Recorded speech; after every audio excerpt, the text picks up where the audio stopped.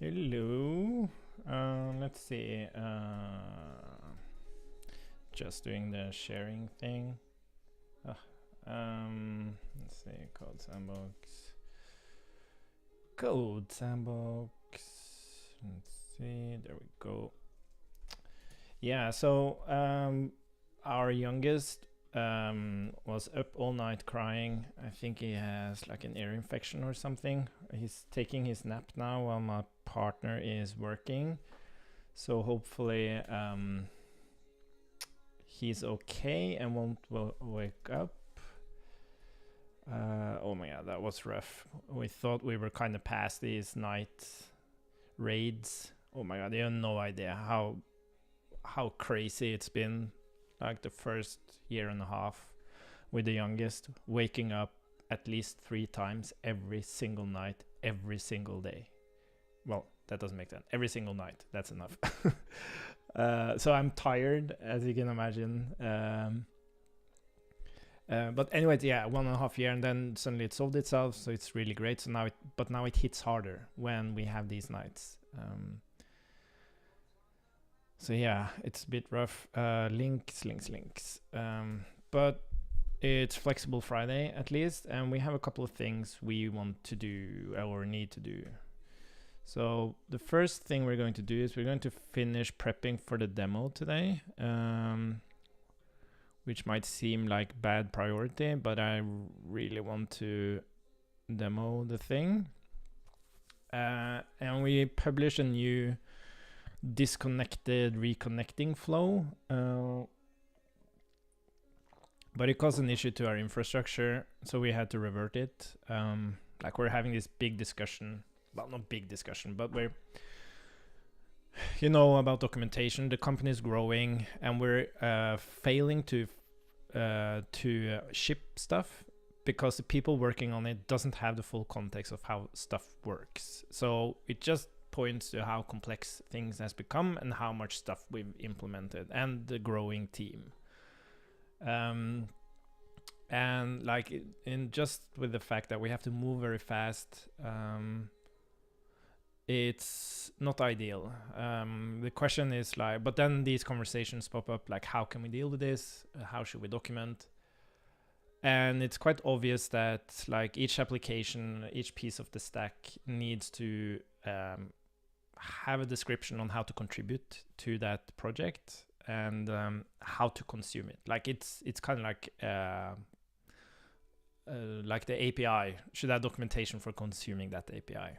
And we have many like services running, and all of them should have documentation on how to consume them.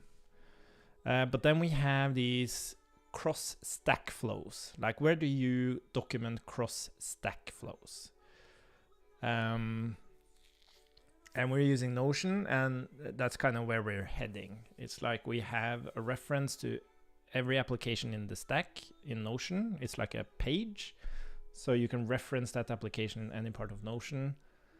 And then we're discussing now to have a specific page that just has these cross-stack flows. And then we have to build into our culture that whenever we scope projects, we have to like, okay, now we have to do something cross-stack. That means we actually need to document this in Notion.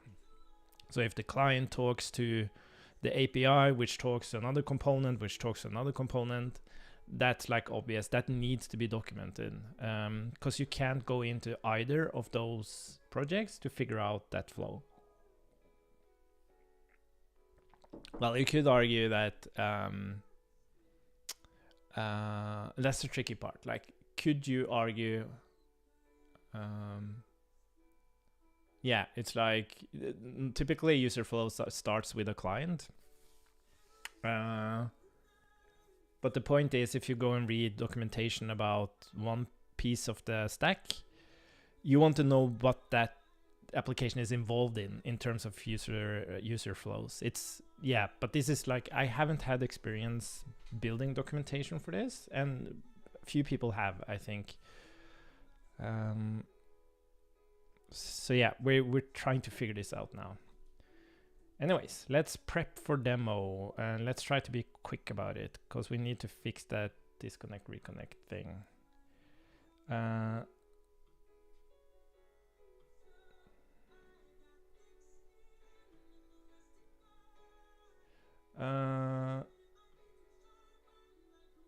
Yeah, let's tell JK.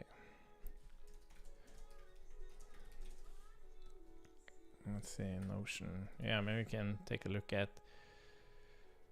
So this is, just call it CodeSandbox applications, and it just holds all the applications we have. So this is kind of my role in the company, is really to push this. Like, how do we work as a company across these different applications, across different teams? How do we document properly? And have this culture of not like we have, to a certain extent, processes and patterns in place, both code-wise and how we work and collaborate, but don't dictate it.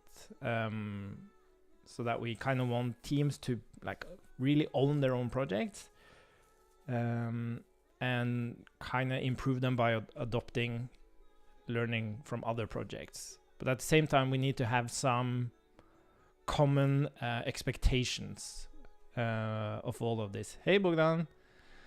So that's kind of what I'm supposed to be working on. But because, yeah, we're a startup, we have to focus on the product 100% now to get to we do have market fit, but we have to figure out if we can how we can monetize in a way that makes the company sustainable and is fair to the users. Where was I going with this? Yes, so the latest addition here is just created this table called cross stack flows, and I'm going to share this with reconnect connection with VMs. So we're going to write something about that, and then I'm going to ask JK to move his documentation there as well. Could you move your documentation there and reference the applications that is involved in it?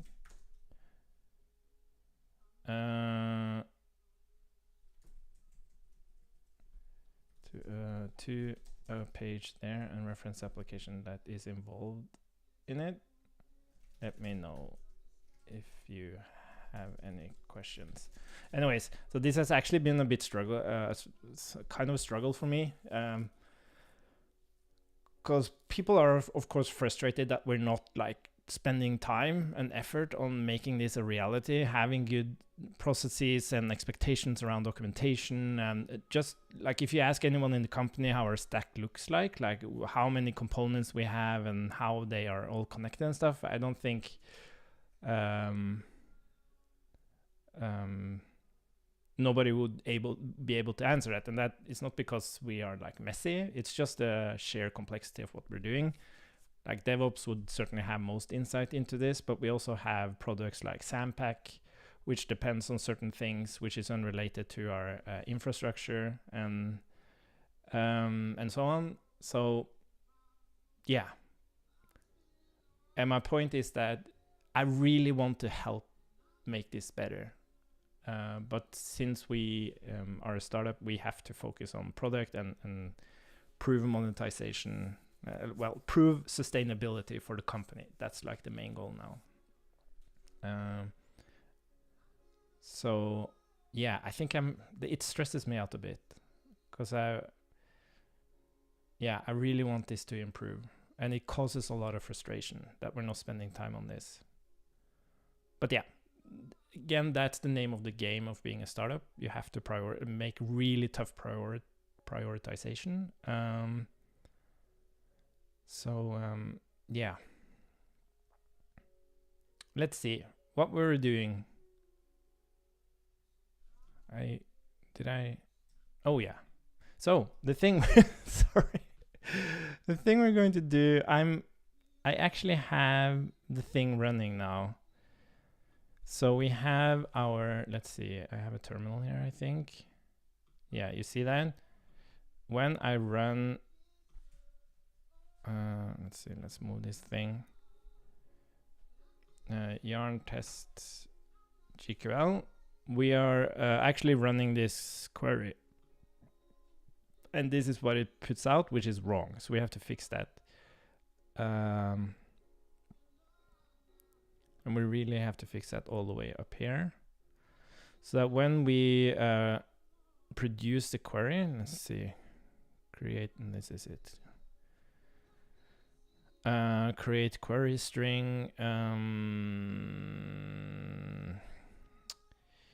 It's when we query. So first of all, we go and check if this is an alias. Because if, well, I think this is actually way down here. Yeah, so yeah, maybe I can do the Excali draw first. I'm going to demo this later today, Bogdan, but I don't know GraphQL that well, but I know enough to be frustrated with consuming GraphQL. Because on one end, you have this thing called REST, which is like very simple. You have some URL, post, get, put, patch, and like delete. You have the URL or like the endpoint, and you have like a payload. Now the thing about the great thing about REST is that it's very simple, right? You have the tools you need in the environments you're working in. So you're working in Node, you have tools for working with REST. You work in the browser, you have tools for working with REST.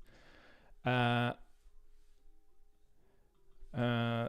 me just put stuff. You have the tools necessary in the env. And then,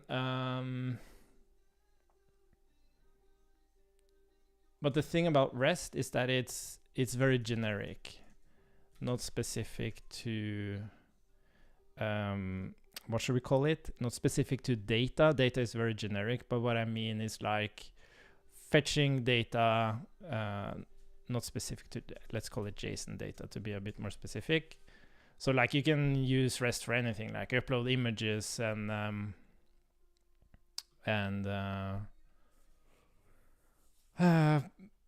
well, when I say REST, should I call it REST? I guess I should call it REST. But what I mean to say is that it's yeah, what do I mean to say? Like you work with REST at a very low level. You work with HTTP, which means that you have to set like content types and all that shenanigans. So it's kind of a low level abstraction, low level and generic. I'm not sure if I'm going to say anything about that, but I'm just ranting. Now, the point is, GraphQL is amazing. Like, it's such a great, yeah, let's do this. GQL is just a query language for data, and it's powerful in the way that the server doesn't dictate what the endpoint returns. When you query something, the client can choose what should be returned, which is pretty amazing. How should I put this? Does this make any sense? So query me ID. Yeah, something like that. I'm just putting something in there. Abstraction. I don't know if I should even compare it to REST. Anyways, abstraction over an abstraction specific to JSON data empowers the client.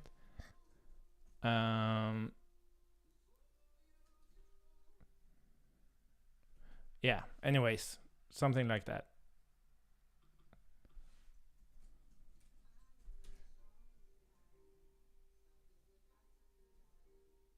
Yeah, low level and generic.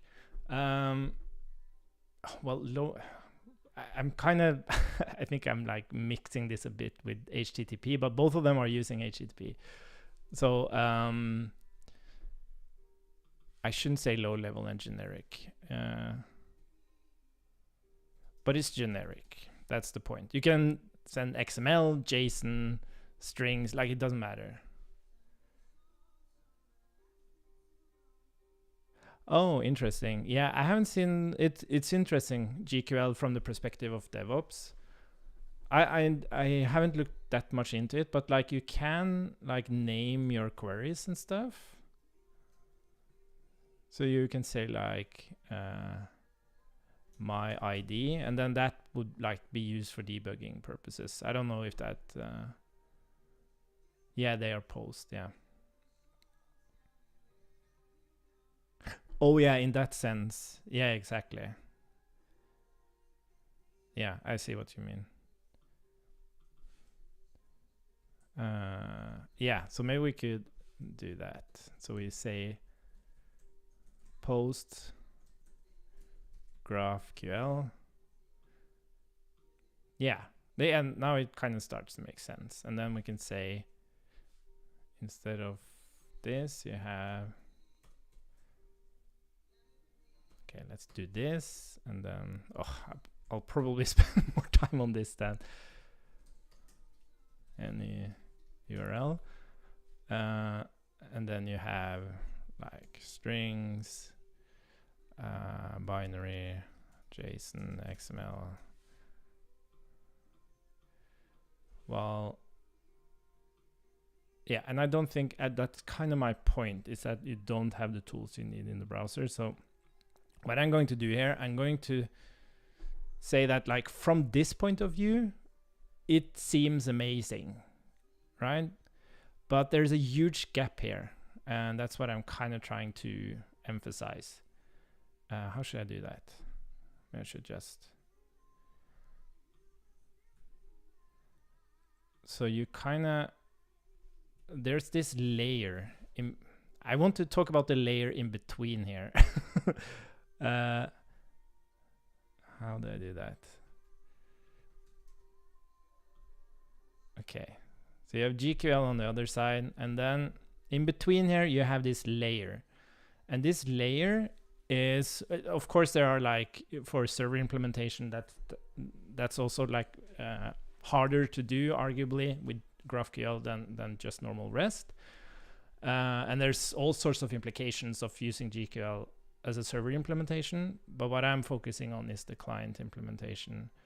Because yeah, that's the point. So with a REST API, you have the tools you need to perform the requests. In whatever environment you're working in. But with GraphQL, you don't. Yeah, maybe I can just put them next to each other. Yeah, okay, it's coming together now. So you have the tools you need in any JS environment. Well, in any environment, really.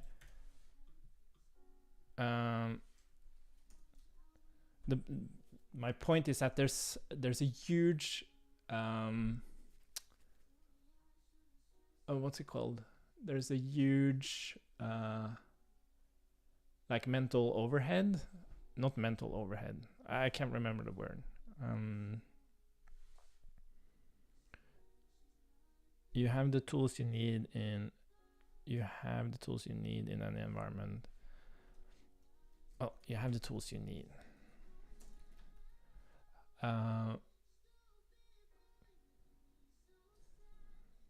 Well, what I'm trying to do is like, okay, so maybe I should just give an example.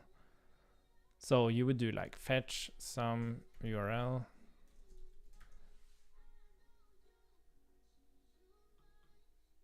Yeah, but that's my point. It's like you can't just consume GraphQL. If you're given a GraphQL endpoint, you just can't start consuming it. You have to, so that's what I'm getting to now. You have to install a tool to communicate with GraphQL. You need to install type generators to get typing. You have to install extensions on VS Code to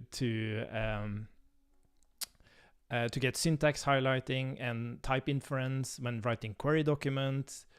You have to understand query documents, and you have to like configure the tools to find the query documents so you can generate typings for those query documents. It's like, it's just insane. The what's it called? Yeah, exactly.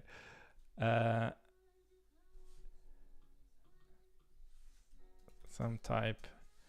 Okay, so this is how you would, that's kind of my point. This is how you would do a fetch request, but here you would have to install GQL tool. That's too generic. GQL a package. You would have to install code generator, type generator, install and configure type generator, learn query document language, install VS Code extension, what's it called? Syntax highlighting. Syntax highlighting plus type inference.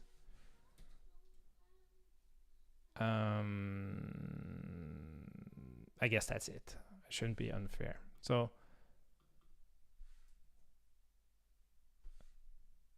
yes. So what I want to do, I want to remove all of this. And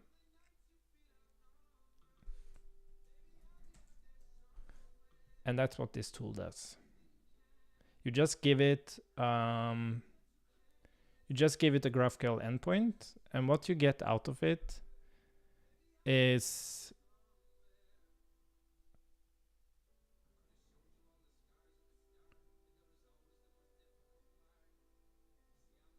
oh yeah, cool. Yeah, because what this tool does is that you just run npx. You run, oh, I guess it's behind my face now. So what you do is that you run npx create GQL API, you give it a URL, and what you get out is a file where you can just start consuming it. So what you get here is the possibility. You don't have to add any documents or learn anything about GQL specifics. It's just so for example me, and you have all the typing here. So this is loaded with, I just ran the tool and it's loaded with the CodeSandbox API, and you can just start creating the queries. So I can say me, and then you have everything for me, and if I want to access beta access, I can say true, and then it automatically types this. So when you get the response of this, you have me with beta access as booleans. You have like automatic typing of doing the queries, and then you get automatic typing for the response of those queries. And that's all you have to do. No, I'm writing it myself. So this is that. It's actually surprisingly simple. I thought I needed a code gen to do this, but the only thing I do is that I use this package called get GraphQL schema, which just gets the schema, like the response from the GraphQL endpoint, and then I shove that into GraphQL parse, and then I have the schema, and this is the code that builds up the typings I need. And then I combine that with some very magical TypeScript. And then you get this in the end. And it's kind of cool because you get all kinds of stuff. So for example, if I want an album, it knows that this is a query. So queries are made with tuples or wumples. Is that a term? So this is just a field query. This is how it's typed and supposed to be consumed in GraphQL. So you need to give it a variable. And then albums is a list. So when it's a list, you have username, and then you get the fields. So I want the ID of all the albums, and I want the title, for example. Oh. And then you can even have aliases. So if I say banana here, I can go and I can say that I want banana to be albums, where the query is username banana, and I want to have the, oh, was that something wrong? No, ID, like that. So, and when I get this response now, you see I have albums, I have the ID and title on the albums. If I go to banana, it should hold just the ID. So what I'm trying to convey with this is that you don't have to think about all these things like the query documents and the code generator and all this stuff. You can just consume it as if it was an API, like a TypeScript API. And like thinking back on GQL when it came out, like TypeScript hadn't really had that much adoption yet, and TypeScript itself wasn't very powerful in terms of type scripting. I'm calling it type scripting, like doing magic with typing. So you couldn't really express this as JavaScript, just plain object notation.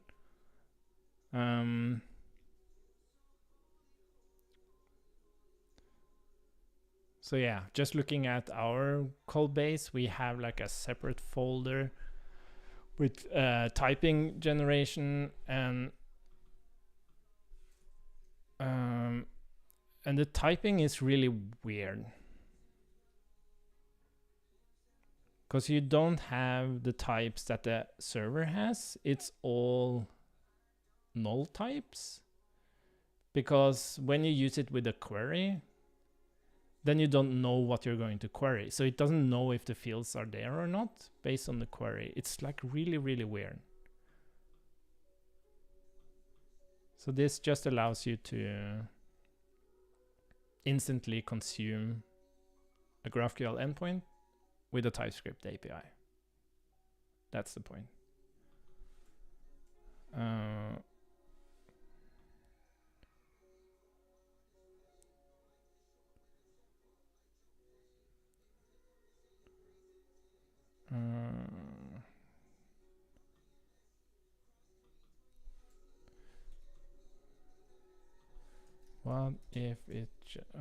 What if it was just a TS API out of the box?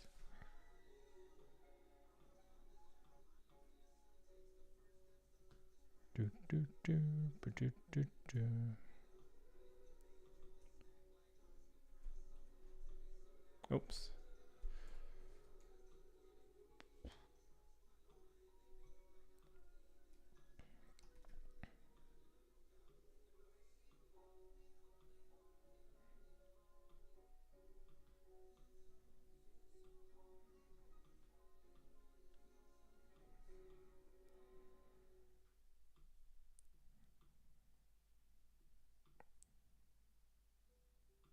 Yeah, and what I want to do here is like get user. Yeah, this is what I want to, this is really what I'm comparing it to. Promise user. You don't even have to do this.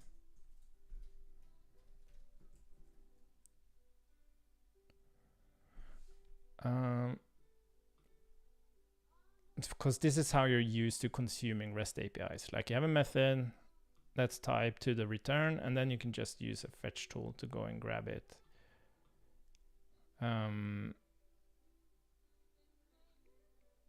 Well, to be able to do this thing, you have to install GQL tool, install and configure type generator. Maybe I should say create query document, install VS Code extension.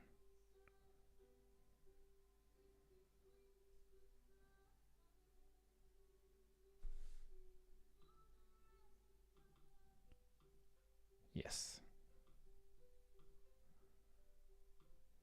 Okay, let's fix the problem though.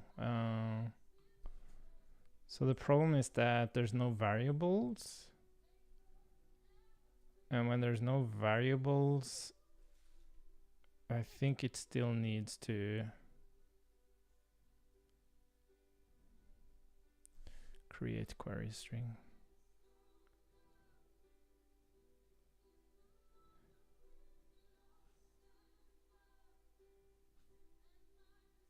Create query string.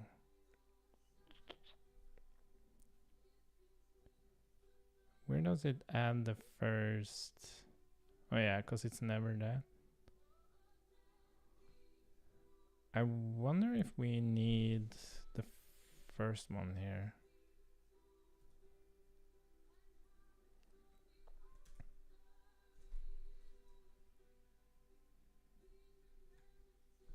I think we need it here as well. Okay, let's try it. Let's see. What were the commands? Package JSON.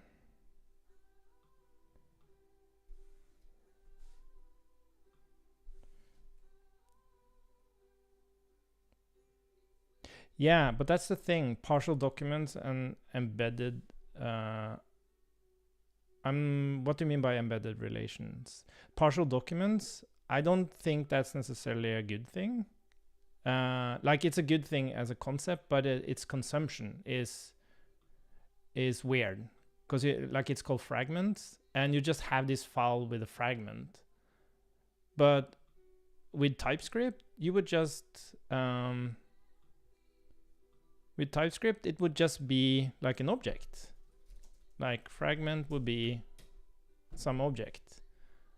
And then you would use that to just spread it into something.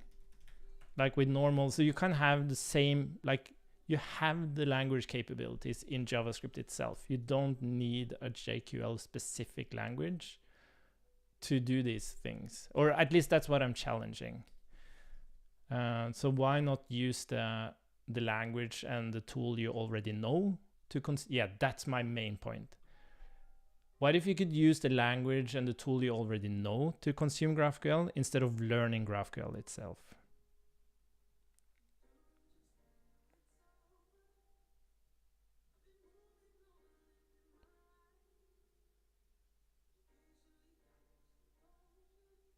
Get me posts with their author's name and ID. I'm still not quite sure what you mean, Bogdan. Like you mean using variables in queries, or?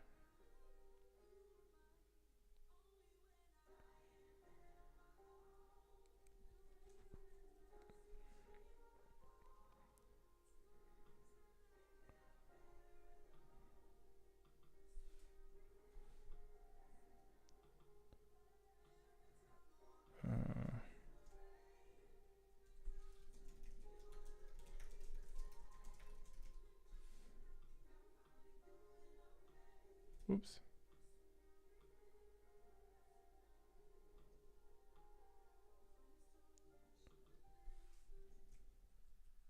No, that's not what I want to say. What if it was just a TypeScript API out of the box? That's what I want to say.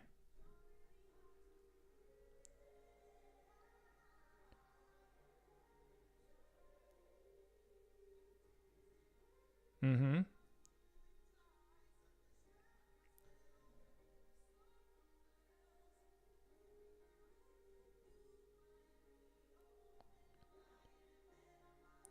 Oh, yeah. I see what you mean. Yeah, exactly. Yeah, that's incredible. One thing is like just partially asking for properties of a field or of a type, but you can also, like, if I guess there's an example here. That's a really good point. I haven't thought of that. So like maybe we do have that. So if the albums is not a good one, maybe there's something in here. Me.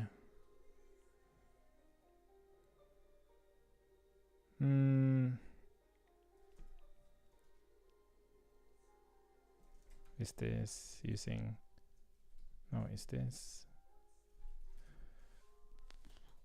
What is Teams? Oh, it's not a query. Do we have something that has like a templates?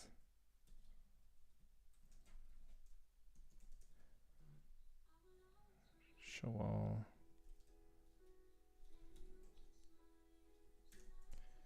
Team ID, whatever. I wonder. Yeah, I guess this is it. So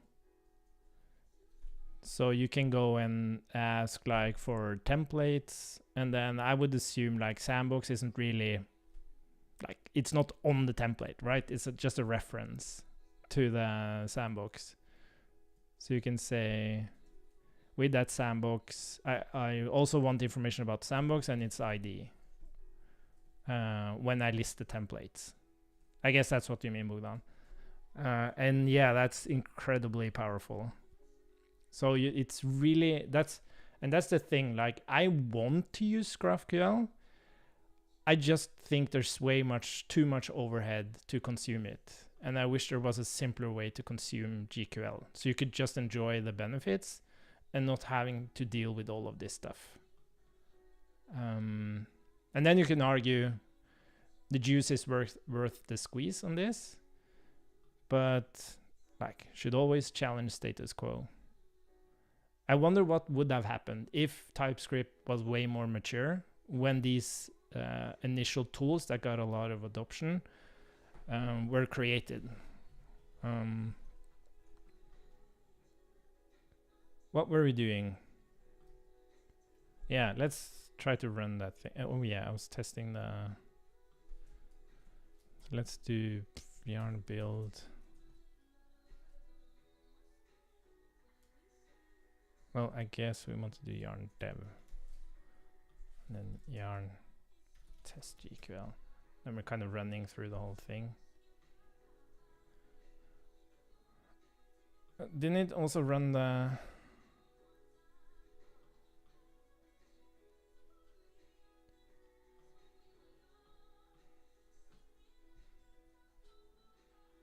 I thought this would run the whole thing.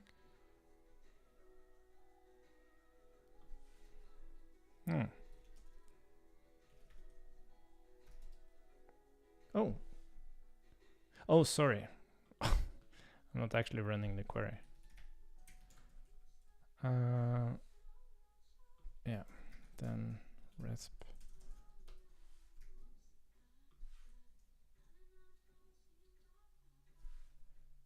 There we go.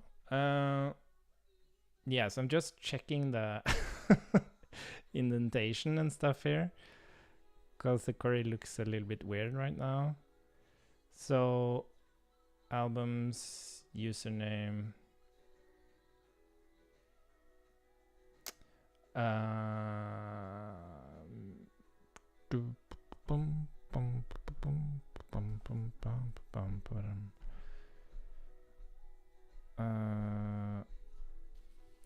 so albums for some reason is indented a little bit. Is that because of I think that's because of this thing. I think it just needs to be this. Yeah. Then we have me. What the hell? This looked weird. Oh yeah, sorry. So we have me. And for some reason, when we added, so the value would be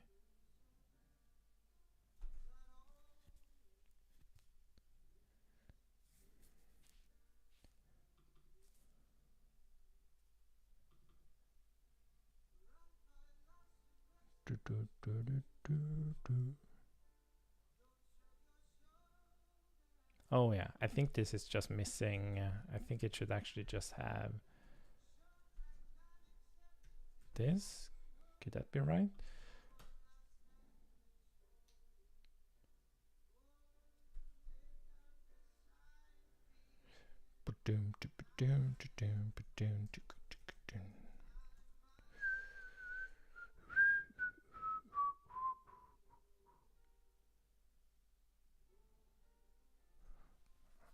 I don't like this code. This is like reiterated. I had a different. Yeah, you can get multiple levels deep as well. Yeah. Yeah, it's insanely powerful. I guess one thing, talking to the backend team, like they feel they lose a bit control.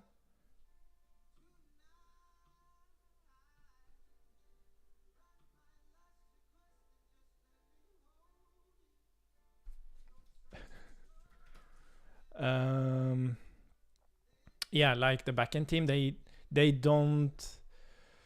It's harder for them to reason about the impact of the endpoint because it's so flexible.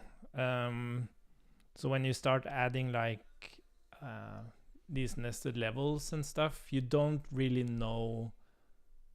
Like it's the client, like you're giving a lot of power to the client, also in terms of how much, how many, there might be inefficient database calls and stuff. It's much harder to design a performant GQL API as opposed to a REST endpoint. What were we doing? Yeah, templates. For some reason, it identifies templates as something it should.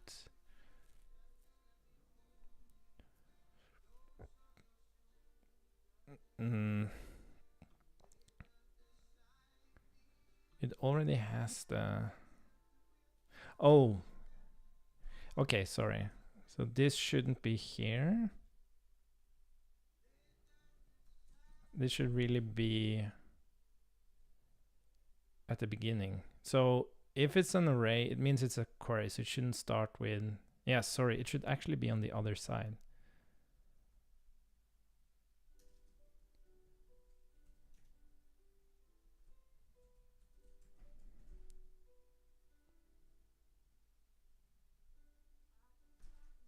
Yeah, something like this. Ugh, I have to clean that up if anything is to come out of this, but yeah.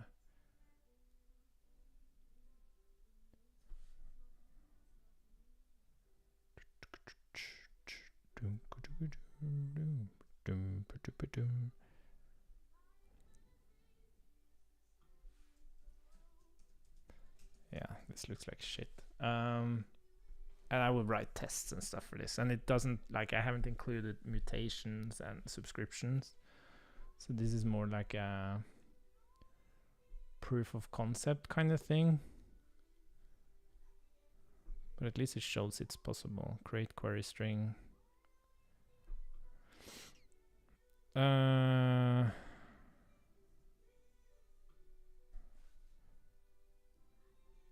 Yeah, I think this should rather be concat.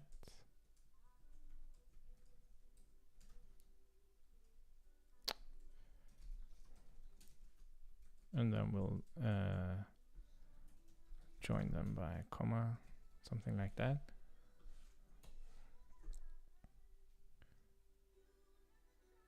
Oh, wasn't that? Oh, do we have more of them? Create query string.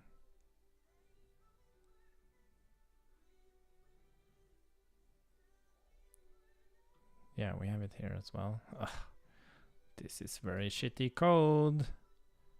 Very, very shitty code.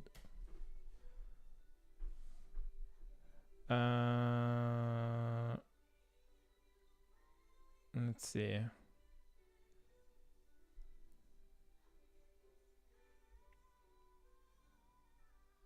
Wow, this looks like shit. Oh wow, now I suddenly got... Ah, fuck. Ah, this is annoying.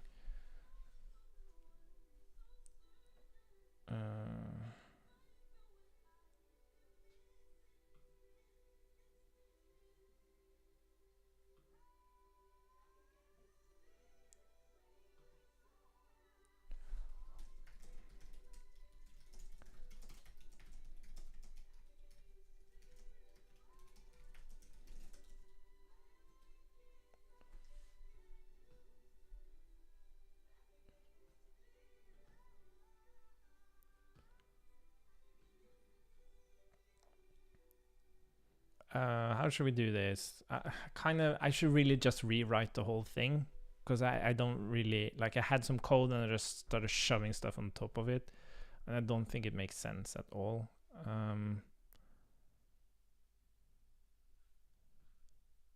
But let's see here. If we at least, let's try to fix this.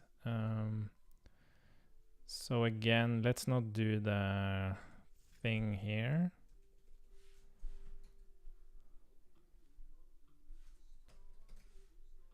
Let's see how that looks like.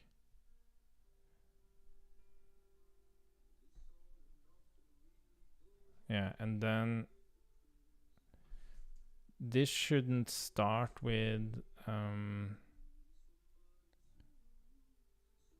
repeat, because this is just attached to the existing thing.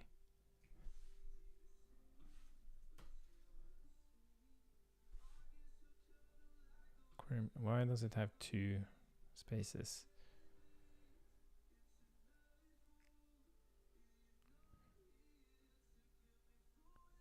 Why does it have 2 spaces?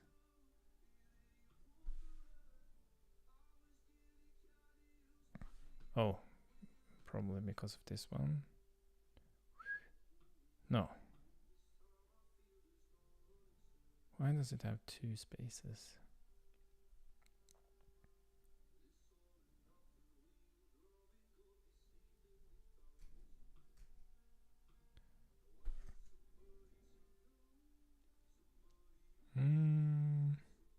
Find that a little bit funny.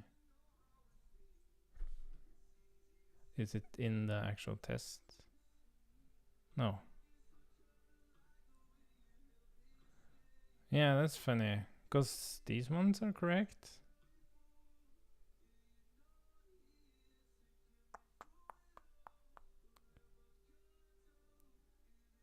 It's almost like on the first one, it has this additional indentation.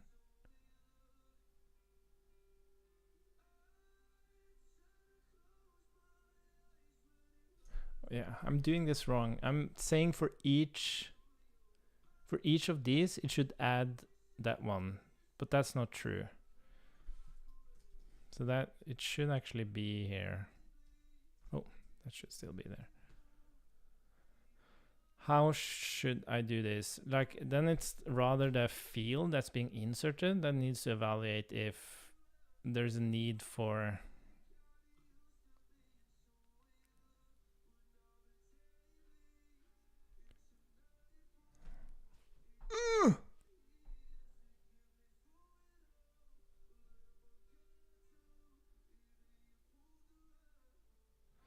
So now it's going in and it's going to produce... So when you have to remove this as well.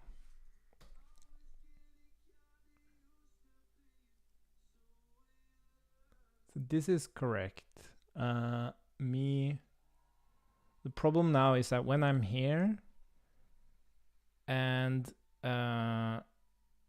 it's not like a query definition, like I have to know at this point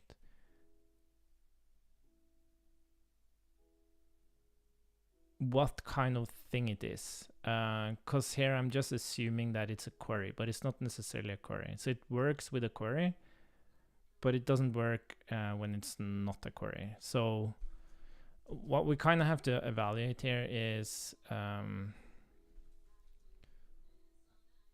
yeah. If it's an array, it means that we don't do anything. But if it's not an array, it means that we need to go in and insert this kind of thing. Oh, I think. Yeah, now it's looking better. I guess that's it. It's like, oh, true team. Didn't I fix that?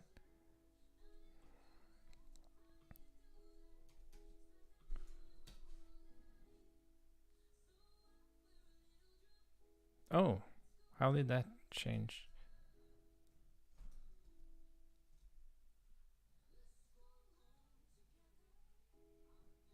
Oh, sorry. So this should be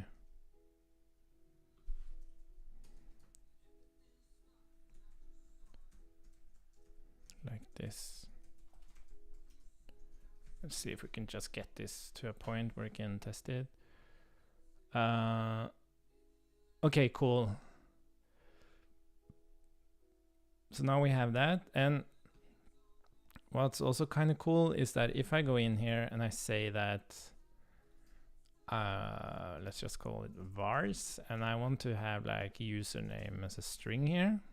And now I can say vars username. And now this requires a username, foo. But when I run this now, you can see what happens. So what happens is that it actually understands that, okay, we have a variable for this query, and it just uses like the GQL naming convention of like $sign and uppercase. So it automatically fills in variables for you. Oh shit, here's something wrong. Which one would that be? Sandbox. Oh, sorry. Yeah, so that's Sandbox. Yeah, and for some reason we don't have. Cool. Yeah, so that's pretty cool that it can do that.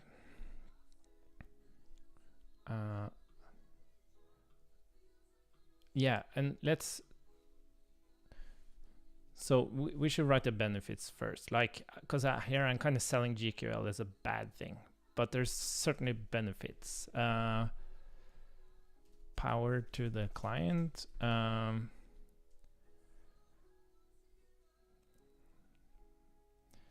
Specific fields. What did you call it? You had much better technical terms. Partial documents. Partial documents. Embedded relations. But there's like a cost to getting that power. Yes, that's the message. And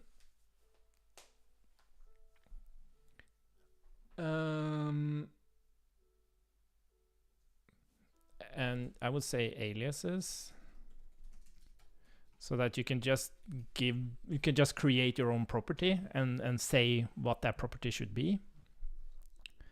So that's like the great thing, the green thing. Let's make it a bit bigger. And this, so this would be like thumbs up, and then we have thing that's not so fun. And then I can rather say, I know there are server-side concerns about GraphQL, but I'm not focusing on that.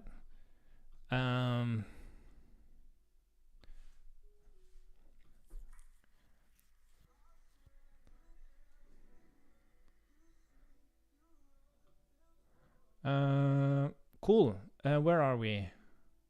There we are. Okay, so the thing I needed to fix was that thing. So let's fix that, and then that's kind of going to be the. Yeah, look at this as well.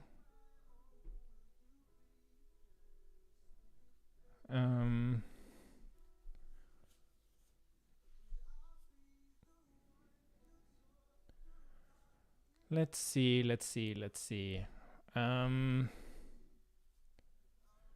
What the hell is going on here? So I'm building this, so this piece of code producing this, that's this thing.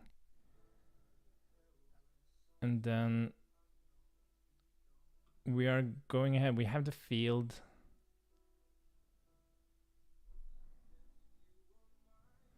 Oh, sorry, yes, I need the same thing here, I think. Yeah, like I'm not properly reusing code.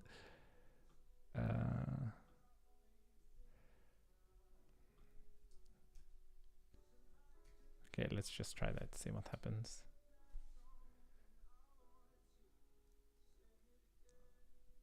Okay, I shouldn't need that.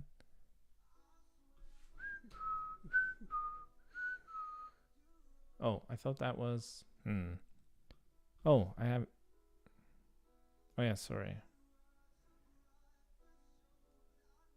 Yeah, I don't think I need either of these.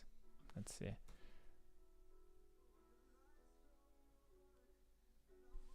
Okay, so it's like, I guess there's two indentions there. Sandbox. And for some reason, banana isn't working. And why is that? It's almost like there's a query to string that doesn't contain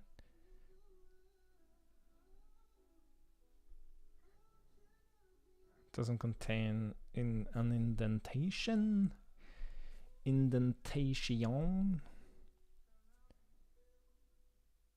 Oh, it's actually wrong. Oh fuck, I didn't take that into account. God damn it.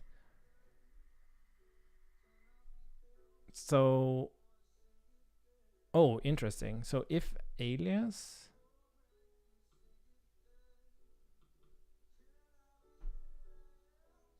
oh wait, this is wrong. Ah, fuck. Okay, let's hack it. I need to learn how to best build these queries. But the problem here is that banana, like this shouldn't hold a colon thing. Why does this already have a...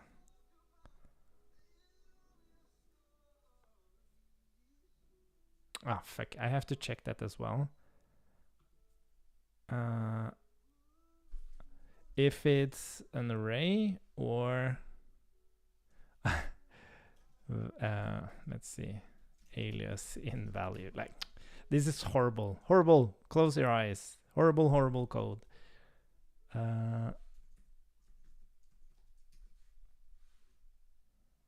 Why are you yelling?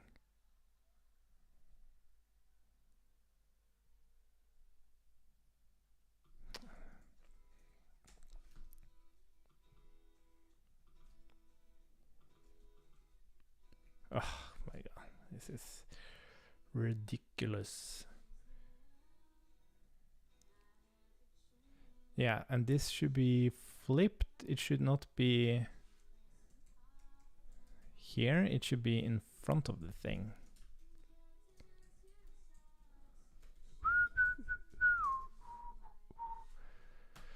Okay. Oh shit.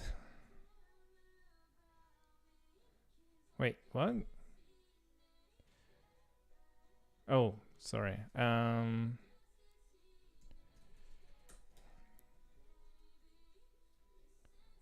Yeah, I think this is the right way to do it.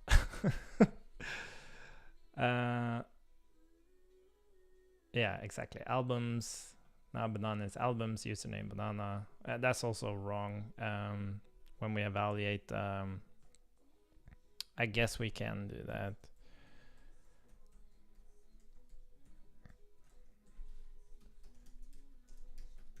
Let's just do that for...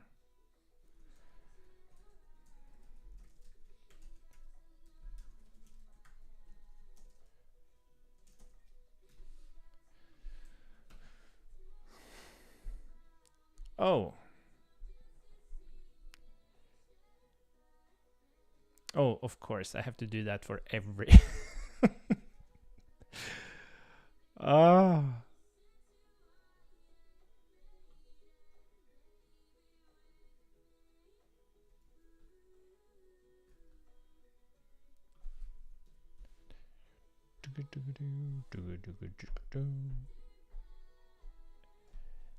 Oh, interesting.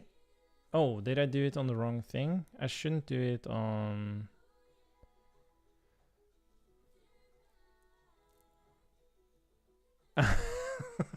This is so wacky. Oh my god. Yeah, and we shouldn't do... Okay.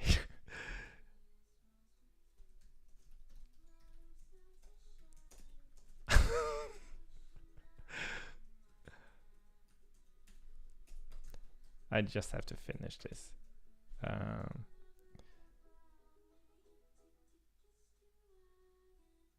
Why are you complaining? No, I just checked you. What type you are. For fuck's sake.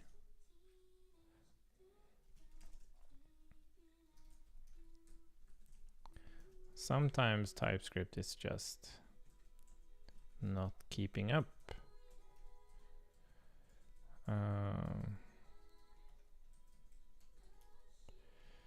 Okay, let's get our eyes away from this shitty code. That's how you do proof of concepts. Yeah, cool. Very simple stuff. I guess we could put a little space between the field and when we have, so we could do that, make it even more correct. Okay, cool. So we're going to ship this. So I don't need this. I don't need this. I don't need this. We need to bump the version. Let's say it's, well, yeah, that is a bug fix. Let's call it a bug fix. Ready to roll.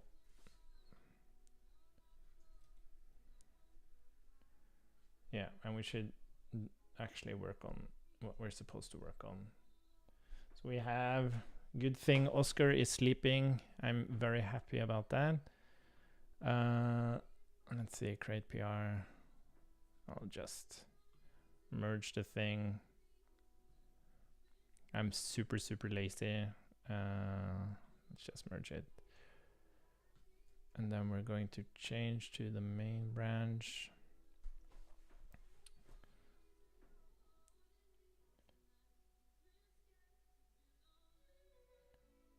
Oh, interesting.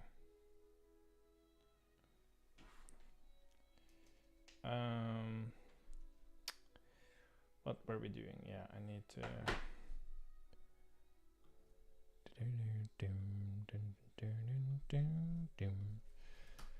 clear and build and publish or npm publish.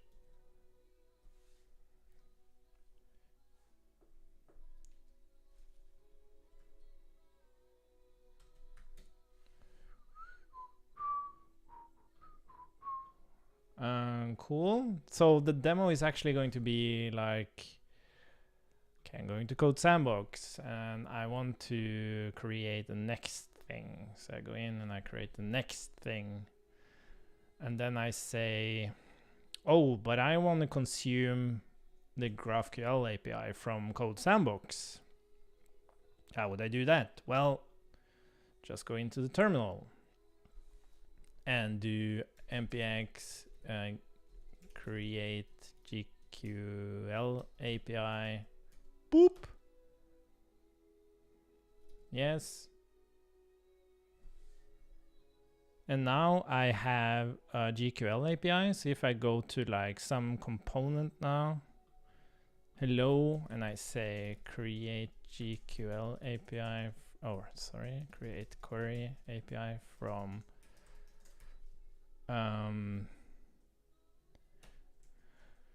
create query API.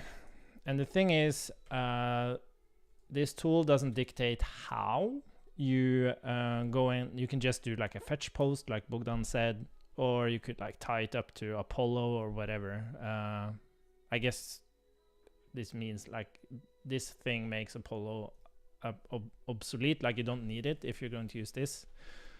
But anyways, so create query API, and this just requires you to return some fetching. But what we're going to do, we're going to log query and variables. And then we're going to create our first query. So we're going to fetch query me. So you create a query, you give it a name, you use a callback to define the thing. I'm very unsure why it says any here. I have to figure that out. Does it do that for everyone? No, that's the thing. Like, oh, it doesn't. Oh, sorry.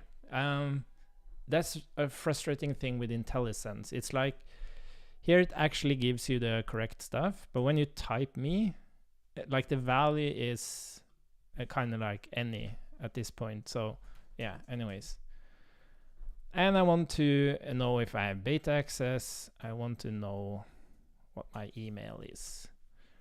And if I were to run this query and take a look at the response, we would see that, oops, response me, I have beta access and email there. And if we were to actually run this, maybe I can just open this and refresh. Does that work? Oh, I have to check that. Why didn't that work? Top.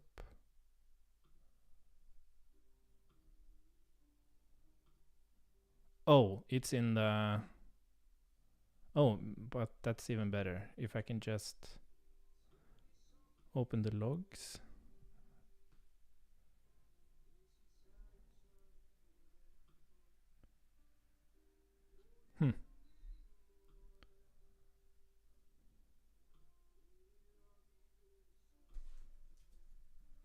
Maybe I can just do it here. See what happens.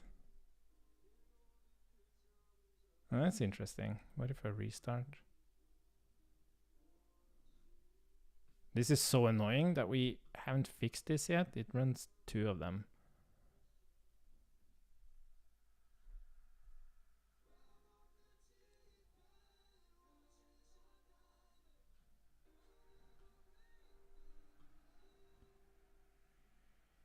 What's happening here?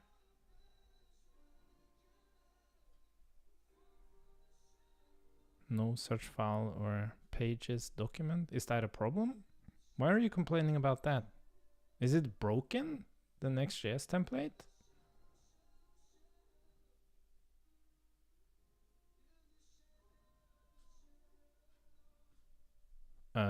What's happening here?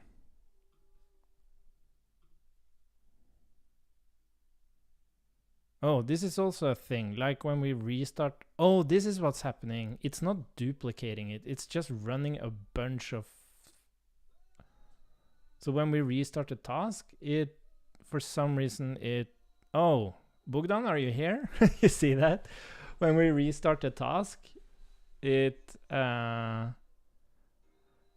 Yeah, it doesn't seem to properly close the task until it's actually done. So the port isn't gone.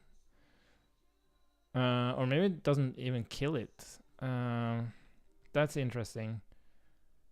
So when we try to run it again, the yeah, you see this, and I like now these ports aren't related to these tasks anymore. So I actually have to go in and I have to do like npx kill port 3000 to actually kill the port. Yeah, I think I know I haven't been part of like the full context, but I got some hints about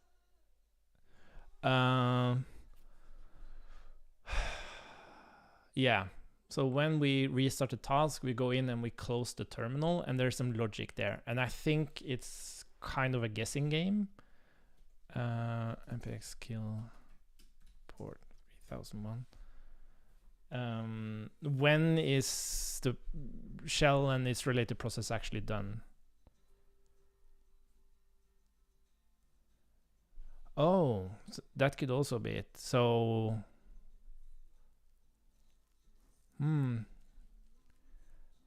that sucks. But maybe we should, like, because we know that the port, I'm not saying that's the ideal solution, but at least it's a possibility, is that when we restart a shell or restart a task, we close the shell, but we also go and close the processes, because we know what ports are related to that task. So we could do that specifically. Again, I'm not saying it's necessarily the ideal solution, but it's at least a possibility. At least then we would know that the ports are actually closed, or the processes behind the ports are actually closed. But it's nice that is so reproducible with. But why aren't I seeing anything here? Oh, it's the API. Sorry. Okay, so I shouldn't use this file. Let's see. Okay, that's why you rehearse for demo, right? So you don't do this stuff.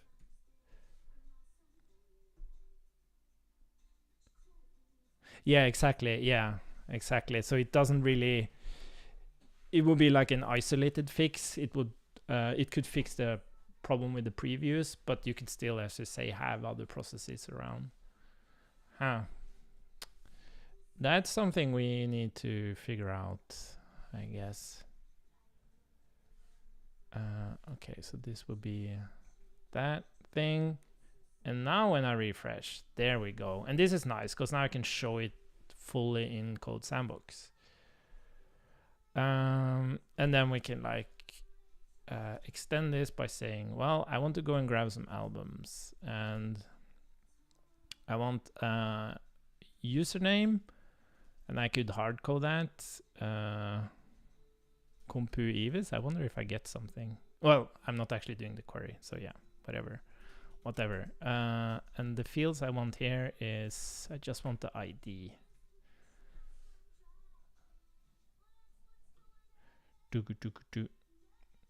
But sometimes you want to use variables, so you can say vars, and I want the username to be dynamic. So we're going to use that instead. Vars username.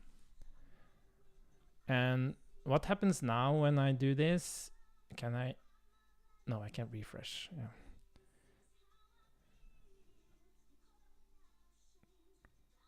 Oh, sorry. It's undefined, of course. What up? When I do this now, we can see that it actually converts that into an actual. I think it needs to be typed. That's missing. How will we do that? Oh. Well, yeah. We'll just look at what's being passed there. Yeah. Anyways. And then we could say, but another tricky thing to solve is that you want custom fields. But you can actually do that as well. So you can say you have an alias, and it actually goes and grabs actual queries, because you can, as I understand, you can only alias queries, not like fields. And the query here would be username, it could be the same username. And here we want the title for some weird reason. And when we now look at the query, it creates the correct query.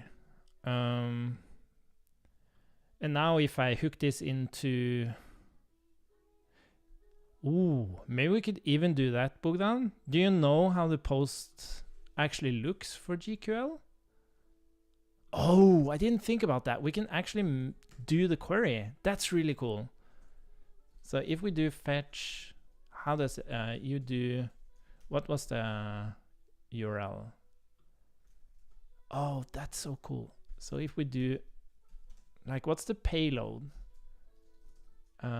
Method would be post, and then body would be what, and headers would be what?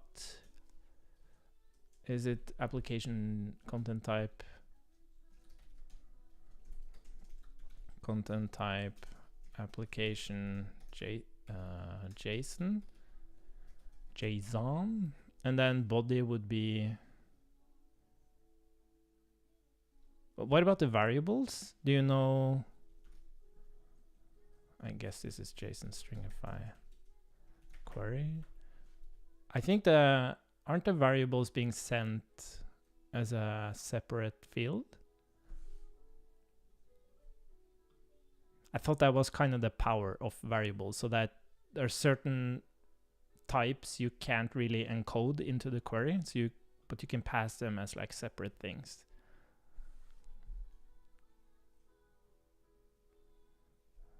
I'll try variables. Oh shit, what happened? Variables and see what happens.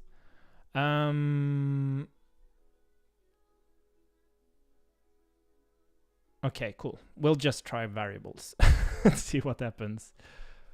I wonder if this works. And then, of course, we need to...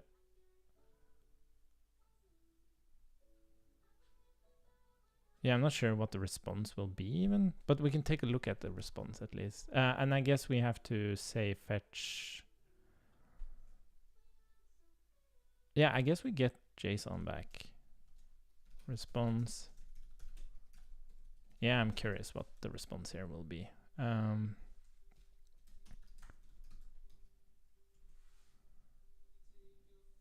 It would be really cool if this just worked. Oh, syntax error. Let's see, we can take this.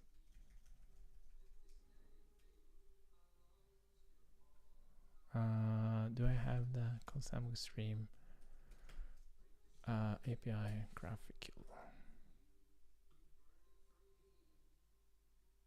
Isn't this how... Oh, it's missing the type, right?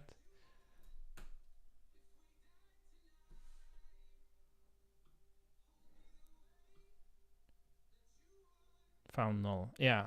Okay, it's just missing the type. Okay, let's try adding that like super quickly.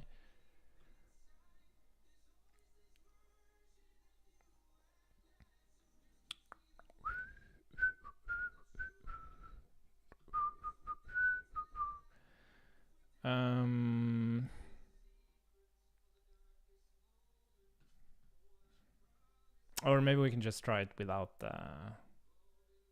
Okay, let's try it without the...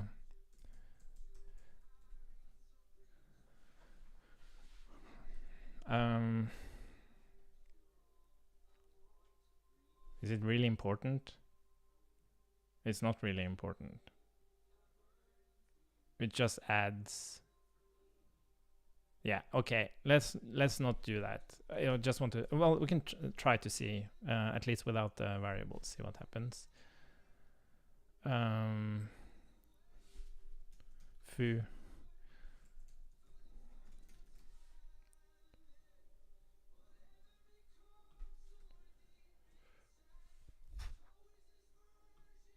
I still got errors. Syntax error before. Oh, did it still say? Oh, sorry. Did I still passed.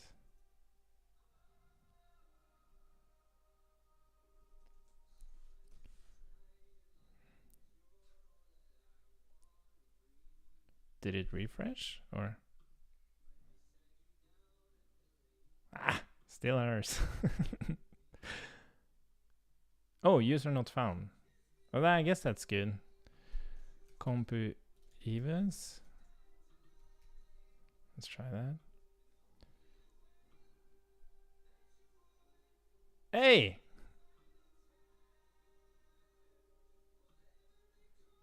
Yeah, you need to be signed in to access your user. I guess it's... Yeah, anyways. It doesn't make sense to actually make the requests. But that's cool. It's like, it's working. I've never actually ran the query, but that's cool.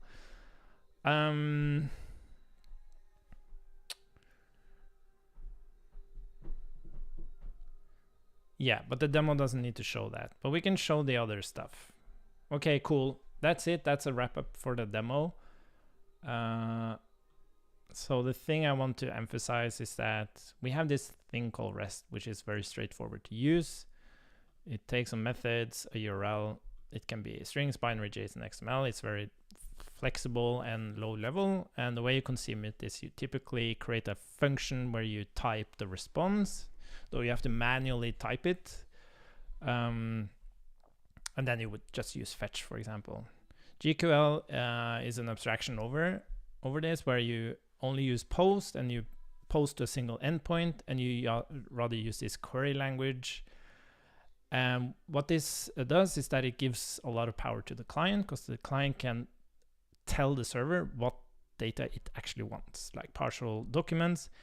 The server can even implement this relations, so that the client can ask about, if I want some sandboxes, I also want the name of the author of each sandbox, for example. And that's just a reference in the sandbox. They're not actually stored on the sandbox.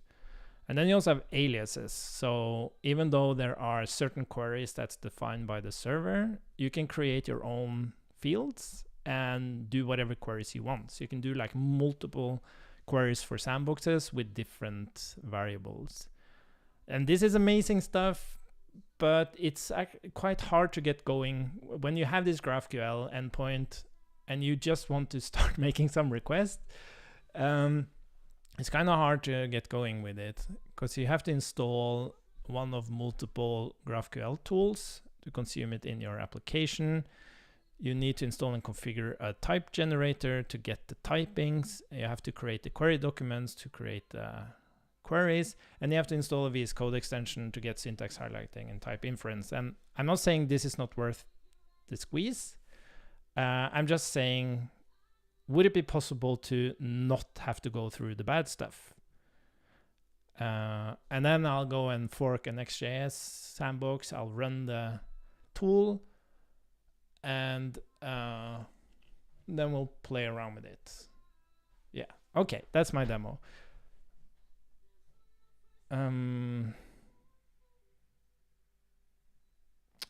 Thanks for the feedback, Bogdan. It helped me at least clear up my message for the demo. Okay, cool. Let's go in and see how far we can get fixing the disconnected, reconnecting stuff. I want to add here, document the flow in Notion. So we have, well, I don't want to go here. I want to go here. And we need to revert. How do we git revert a commit? We have to find this commit in the history.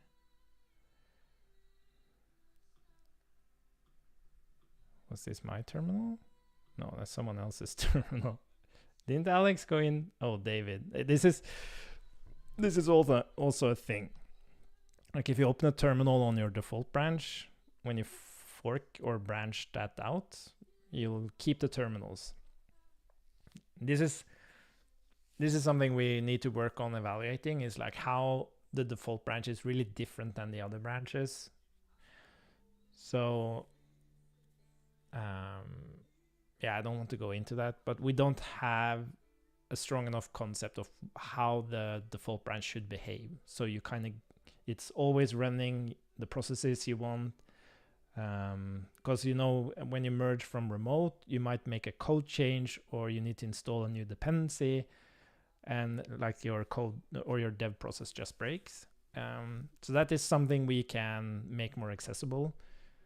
But also, like when you do branch out, that it doesn't like keep terminals around, at least other people's terminals. Yeah, so there's a lot of stuff we can do there. What were we doing? We were going to figure out how to revert a specific commit. We have to find yeah, we need to revert the revert. how do we do this?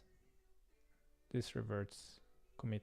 Yeah, so I guess I can like say head or something, but I don't understand that stuff. So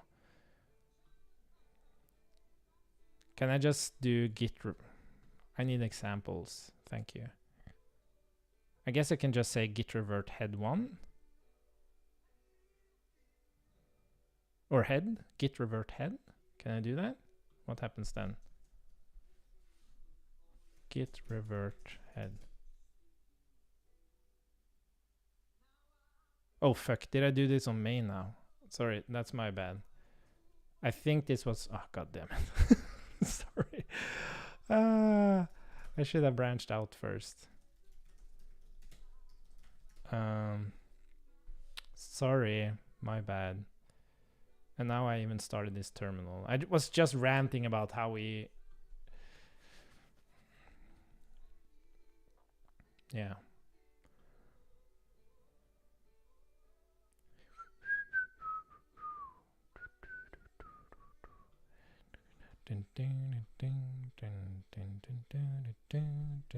Git revert head.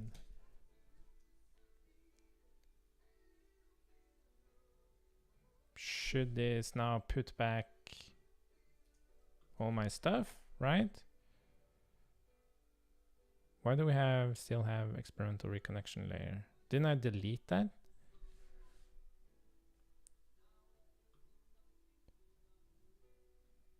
Disconnected.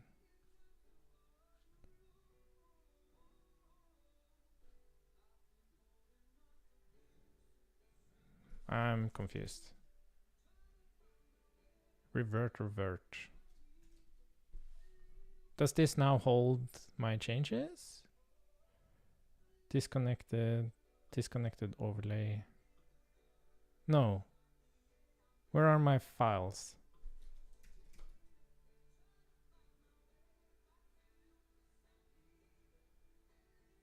I am very confused.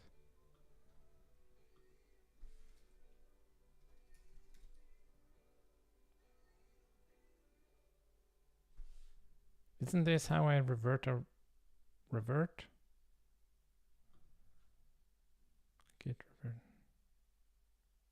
Yeah. Wait, removing?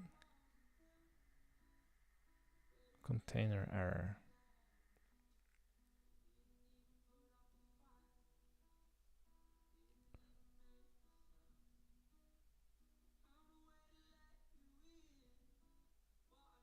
Why is it? It's not. What? Huh? How did I do this?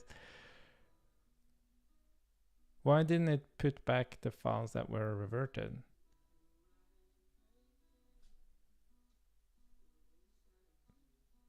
Because I think these are the ones I actually introduced.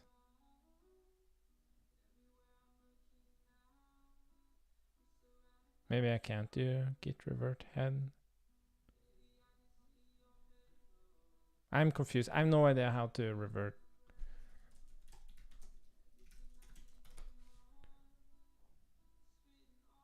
Hey, Gianmarco.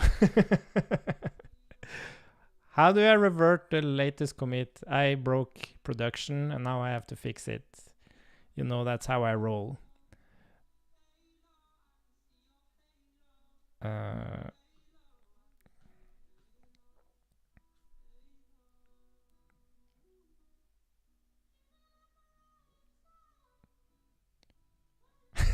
Exactly. It wasn't it was bad documentation. It was something, you know, there's a code comment and it just says, this is what it does. It doesn't say why. And then I take that as an opportunity to remove stuff. And that's like, it's like it's a trigger for me. If I see a code comment that just explains what the code does, then I just remove the code. Because it should really explain why the code is there. Yeah, there's a git revert, but for some reason, it's not doing what I expected it to do. I reverted a revert, but I'm getting the code state of Okay, let me try with the actual SHA instead. God damn it.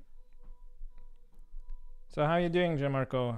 Have you gotten started with some math stuff? Use your brain on like, yeah, use your brain as opposed to when we work together. Let's see.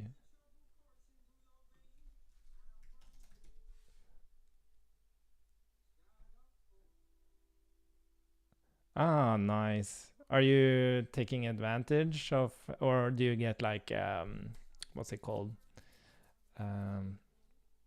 Like you want to do something. What's it called? Restless. Do you get restless?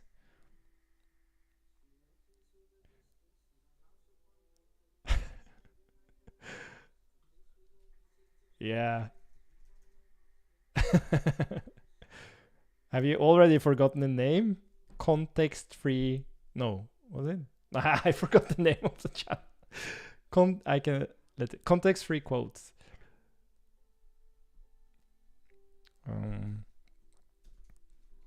Let's see. Git.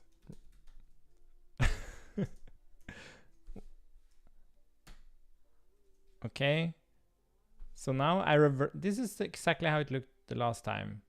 I think. Maybe not. Use. No, it does the same thing. So it reverted and now it puts back the files that were. I don't understand this. I can't get it into the correct state. Why is it removing this stuff? This is the stuff that was reverted, I think.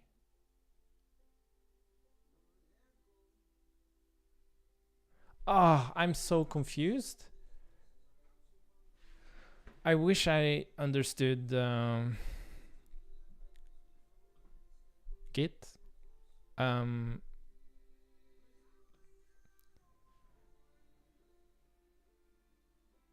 Wait, what the fuck? What the fuck? Did I fuck? It got pushed to main. I can't fucking believe it. Why isn't it protected? Oh, for fuck's sake. Oh, god damn it. That's why it's not working. Because I'm now reverting the revert of the revert. For fuck's sake. Ah.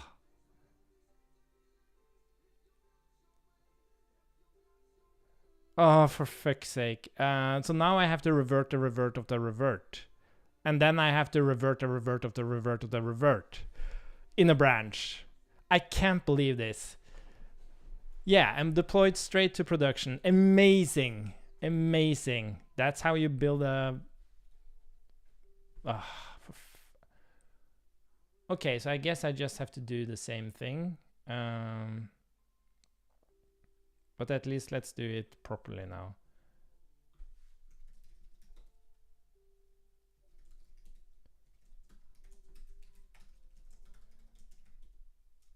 Why isn't it protected?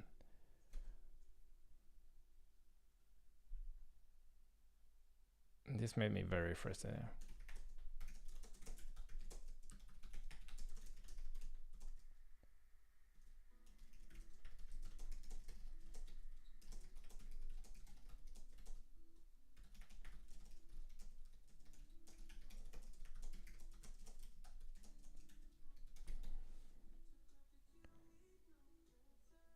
Yeah. Exactly.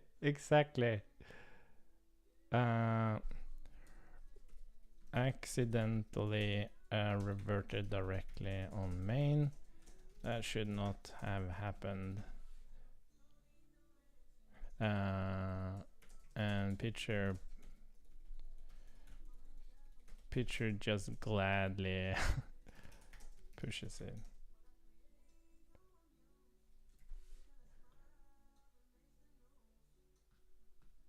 So does this actually...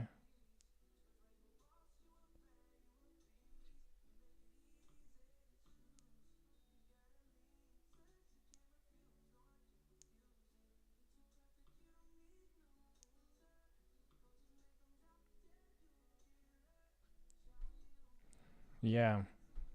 Yeah, we have the same on picture as well. Why is this so hard? It's configured so that owners can still push. Like, you should never push to main. Okay, cool. But this actually holds the this holds the revert. So I'm just going to merge it because it's just a revert. revert.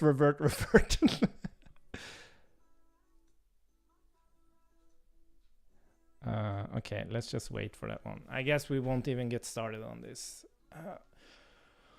I have a feeling Oscar is waking up in 5 minutes.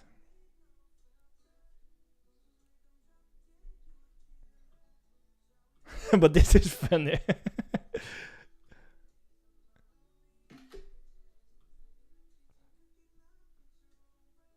Let's see. Well, I can't share it on Good Vibes, but I can share it on I Made a Thing. That's funny. People share their like Legos and stuff they build for open source. I share a commit message of revert feature. You have to have a sense of humor about this stuff. Oh, this is too funny. Oh, I'm getting hot. I have to take off my... Oh my god. This is just horrible. Yeah. Yeah, exactly. Like, who are these people? Who are these people? Oh, I guess there are companies out there who has full control. I've never been at one. I've been at companies that they pretend they have full control and everything.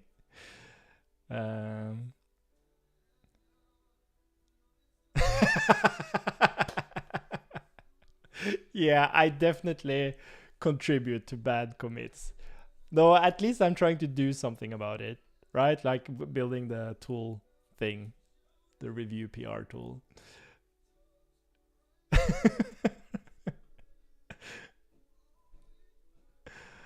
Oh, this is just... Oh my god. I do have an excuse. Oscar had an ear infection last night, so I have slept like 3 hours.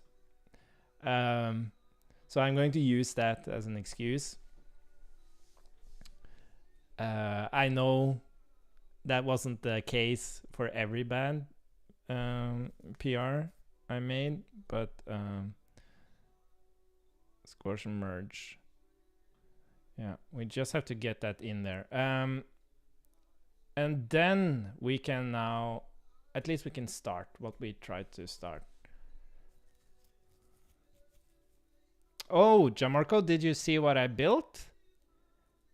I'm doing a demo. You just missed it. Maybe I can quickly show it to you.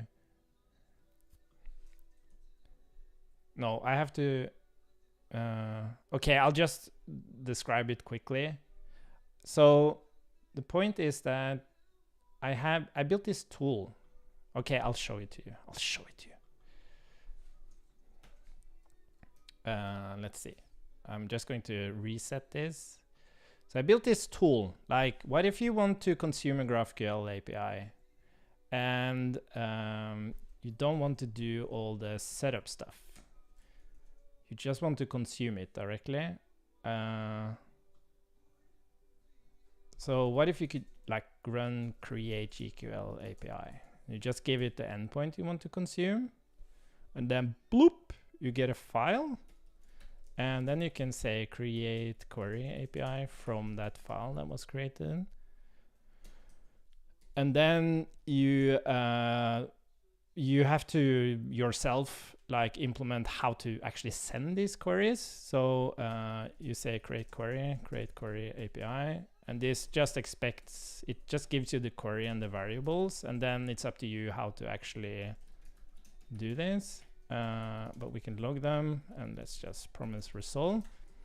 And then, so like I didn't set up any GQL stuff at all. Like I haven't installed any extensions or installed any specific tools or created any documents or anything like that.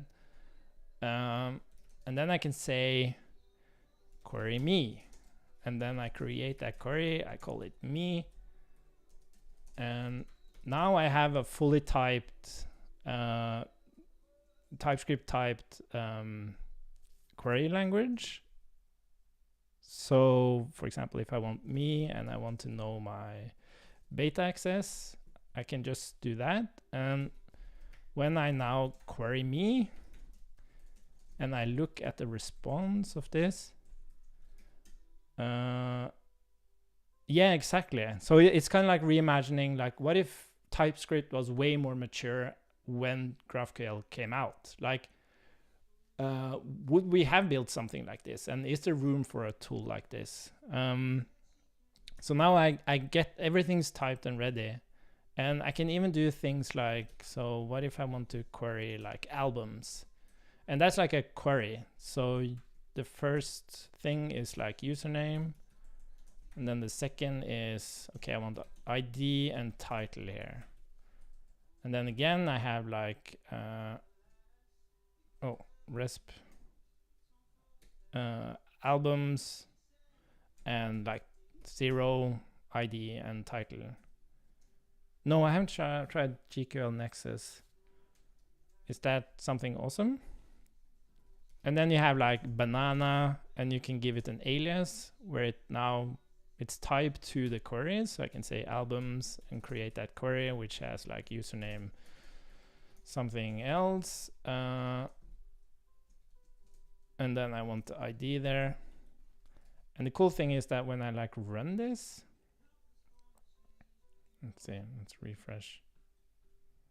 It actually builds the query as well. So now you have like just one npx command and you can start like doing the thing.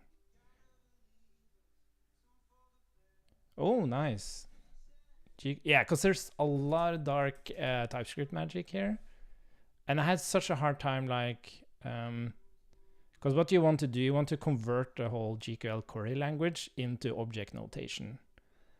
And it's not just defining an object notation that looks good and is very readable. It also needs to be type inferenced. So it's like there's like a push and pull there, which is really, really tricky. Oh yeah, they use more explicit. Yeah, that's interesting. Like I remember this from Overmind. The first time we tried to create a TypeScript version of Overmind, there was someone who built like a chaining API. That's also a way to get really good type inference, is to actually like use what TypeScript is like originally kind of designed for, like with classes and object-oriented code.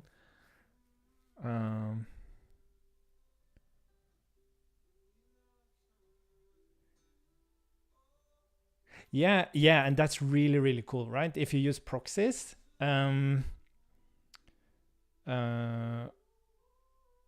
so in this case, like this tool is basically just generic typing that allows this, and then it just converts the object you send in into the query. But yeah, like in other tools, you can use proxies. Like that's the amazing thing about proxies. You don't even need implementation. You just need the typing, and then you just consume calls to the proxy that fits with the typing. And then it's really, really cool. Awesome. Yeah, I don't have that much experience with GraphQL, but I really like, that's what I'm kind of introducing the demo with. I really like the power of GraphQL, at least from a consumer perspective. But there's like this mental overhead. It would be awesome to be able to consume it the way you just typically consume REST APIs. But yeah. And then, yeah, so even with like alias there, so you can just give any this is like really, really dark TypeScript magic, where banana now actually it's able to resolve that into the actual query you created, which is pretty cool. Dark TypeScript magic, that's it. Okay. Oh, Oscar is still sleeping. So let's now branch out.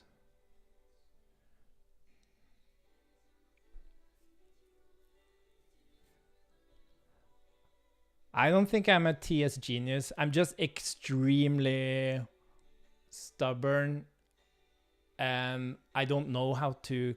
I haven't learned how to code, so I think I don't have any assumptions about the constraints of languages. I think that's something you often learn at school, just in general. At school, you learn a lot about constraints, but I don't have like. I think I fit better with that description. I just don't have any constraints on my thinking. So I can do a lot of crazy... Oh, having constraints? Yeah, it's a double-edged sword. So like, it's really funny. Like having constraints makes you more creative. Definitely. But at the same time, if you go, oh, that's so interesting. It's like if you go into solving a problem and you consciously add constraints to it to become more, find a more creative solution, then it's a good thing. But I guess it's assumed constraints.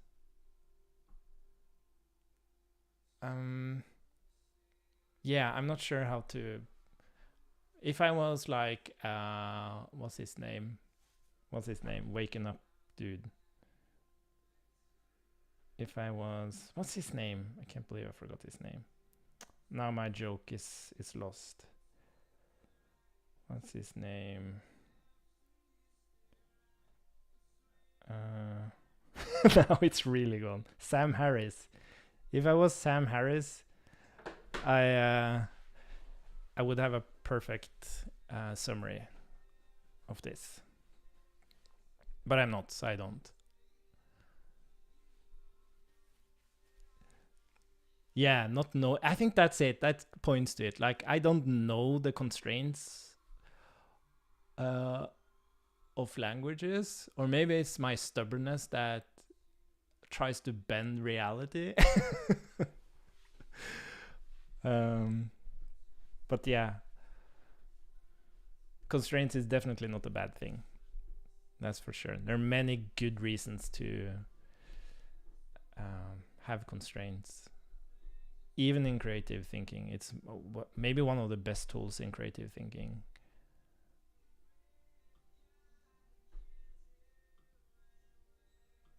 Like asking questions like, if you can't make money, how would you get money, kind of thing. Yeah, exactly.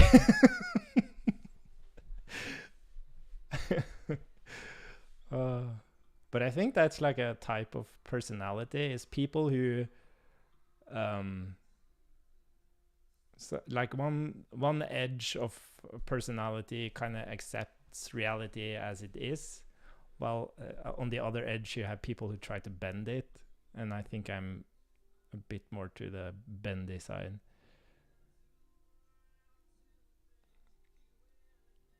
We have a changelog?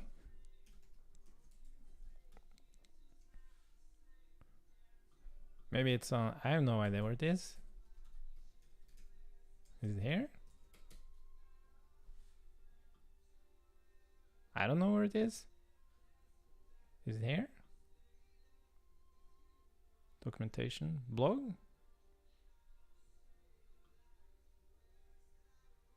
Explore? I have no idea where it is.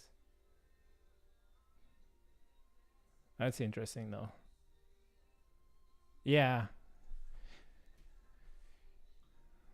Oh, maybe. Yeah, I don't know. No idea. Okay, let's see if we can get that revert. So, wait a minute. Did we actually?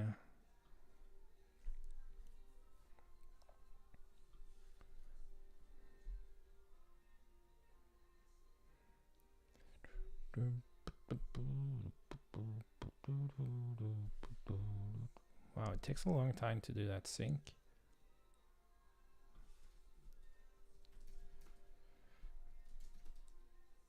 Okay, revert, revert, revert. And now we have to revert, revert, revert. I think I could use head, but okay, let's just git revert.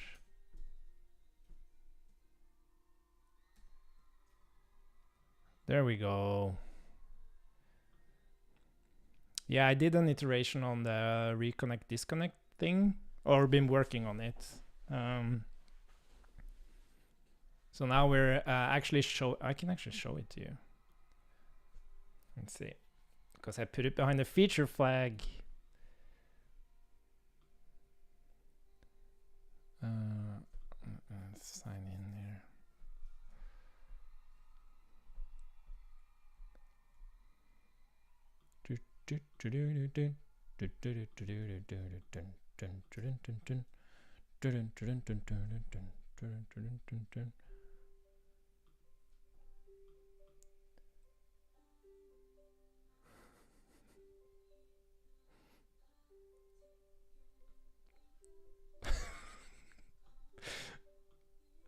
Oh my god.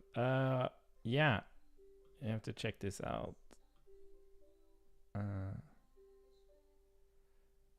Yeah, and we actually have data on it. It's actually improved it a ton, but we're actually having a discussion next week about like the concept of code editors. Like currently, especially when you visit V2 experience in the browser, it's kind of like we say that this is the code editor you should use, because that's like right there in your face. So we're discussing, oh, I can even show it to you. If I do bloop. What? What happened there, John Marco? Oh, I'm not saying it should look look like this. But the exploration is like, what if the code editor was more like an isolated dev tool, so that you can like unmount our editor, which means that it gives room for other editors, and it also means we can make it equal, even VS Code local. So you kind of choose more what kind of coding experience do you want to have. If you prefer local VS Code, you won't even have a code editor in the browser. Or you might be working on a sandbox where you just want a simple web based or web development focused editor that we build, or maybe you work on like a big project and you prefer having like a IDE experience. Yeah, so this is the cool thing here is that it's just running. So it's running a process on Pitcher, and that process exposes. So this is just an iframe opening a URL to that process running on Pitcher. And then what we would do is that we would add a very similar extension to this as local VS Code, but instead of like running a full Pitcher connection, it uses the existing connection on the editor to do collaboration and stuff. No, it's actually not directly. It's actually code server. We're just running code server with Docker Compose up. It's kind of crazy. Like the only thing to get is running was to add a Docker file with code server and run Docker Compose up, and then boop, you would get VS Code ready to roll as like a preview. So we just did some modifications. But yeah, it's really, really cool. Yeah, it really is crazy. But yes, I've been working on, so now you have like, when you're reconnecting now, yeah, power of containers. It's just so I always thought of these as so very opposite technologies. Like, I don't know why, I don't have any good reason, but like Docker fit with containers. Like you had to have the, maybe because we call them Docker containers, it's as simple as that. My brain is just dumb. So you kind of felt like you had to have like a heavy container to run Docker. But now we have these micro VMs, which is these super lightweight environments, but they're running Docker. So you kind of get the best of both worlds, which is really, really cool. Yeah, and the really cool thing is that I kind of went a bit crazy on the demo. I took it a bit too far, but I've been demoing this extensions concept for the V2 editor, and this example with VS Code is literally the same setup as any extension. It's just a process running on the VM exposing a URL that's opened in the editor. So that was kind of fun to see that you could even have VS Code as an extension. Yeah, exactly. It's more what you run inside the container. Yeah, I don't know why I think of Docker as such I guess that's the thing. Like in my experience with Docker, I remember working at the company the first time I got exposed to it, and they ran a ton of stuff inside Docker. So for some reason, I kind of blame Docker. But of course, it's not Docker itself. It's the stuff you run inside Docker. Yeah, exactly. So like people, if we just embrace that certain processes run on Pitcher exposing URLs or previews are exposed as extensions as a first class concept. Like they don't have the address bar. That's basically the difference. They don't have the address bar, and instead of connecting to the preview protocol, they connect to the extensions protocol. And the extensions protocol has like collaboration and all of that stuff. And then people can build their own code editors if they want to do that. And the cool thing is that all these extensions, they connect to the same extension host. So when one extension says, I want to open this file, and some other user has implemented a code editor listening on the extension host for opening files, then suddenly these two extensions talk to each other, which is crazy.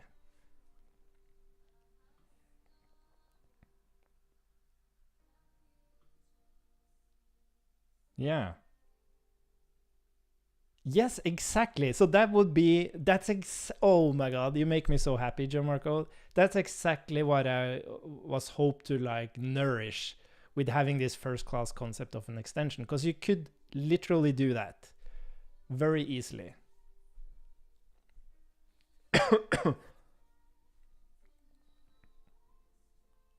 Yeah, me too. Yeah, Bogdan asked me how confident I felt that we were going to have huge success with this. And I just said 100%. But I really do think that. Strong. By the way, so this is like when it's reconnecting now, we're actually showing we're just showing the, oh yeah, I have to restart, or I have to build and restart. But the point is, now when you're reconnecting, it shows this label, and I can like start terminals and stuff, but it will just, yeah, I haven't rebuilt it. But while it's reconnecting now, I can still like open files and open terminals and do collaboration. It's just that it's blocking certain requests, or not blocking, it's queuing those requests to Pitcher until you get like a reconnect. Which is pretty cool. And then it just does that for a few seconds, and then, yeah, it kind of moves into a I wouldn't say read-only mode. It's the same mode. It's just that it activates picking up certain requests and putting them into a queue. And then as soon as you reconnect it flushes that queue and sends those messages to Pitcher. So typically when you have like shaky connection, you would expect to have like a reconnect within a few seconds, and then you wouldn't really notice it. That's kind of what we're hoping. Yeah, only locally. Yeah, exactly. And then rather after those seconds has passed, where we think you're disconnected, then you get the full model that we're used to. So yeah, it's tricky, this disconnect, reconnect, and all that stuff. But yeah, exactly. And that's the thing, like it's built for being on the web. Like you have to be online to actually produce anything. So it's just like, okay, we have a very explicit state for shaky connection mode that basically makes you not notice. What were we doing? Oh, we were trying to fix the thing. Yeah, because I changed some things around and I broke something. Because I did not know that Pitcher hibernates the containers. Sorry, the VMs. Yeah, we're reverting so that I could fix the actual problem. Because when we are disconnected,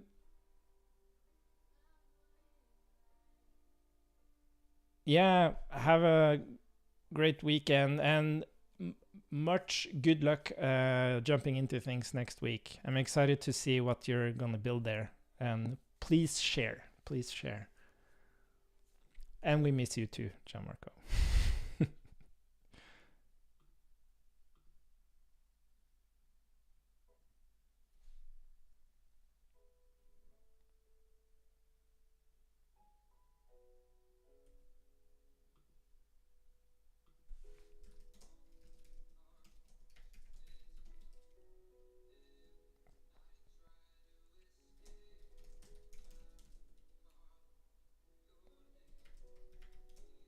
I will maybe leave it until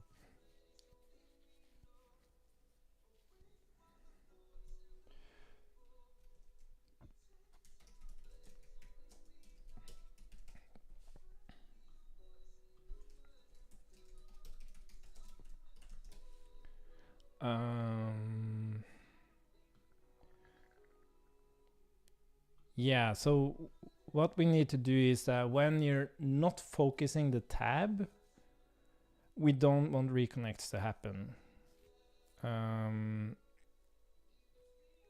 So where I think this needs to happen is that we're using this. Are we already using it?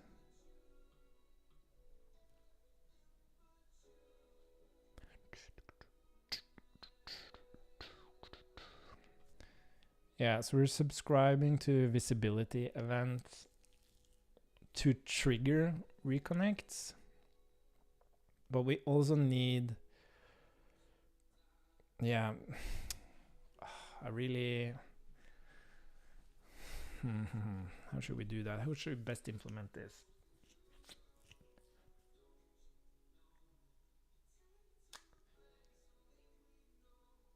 So what I think we should,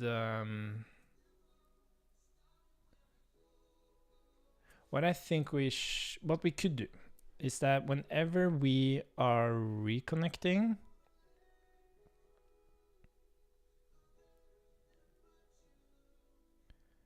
and we move away from visibility. So you're basically, yeah, how should we do this?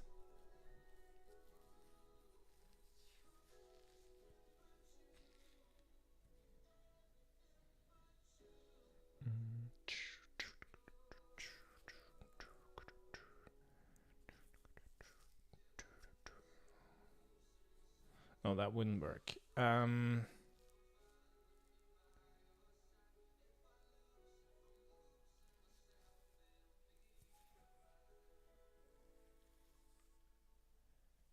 Yeah, no, we need a state. We need a visibility state, and that's, I don't like that.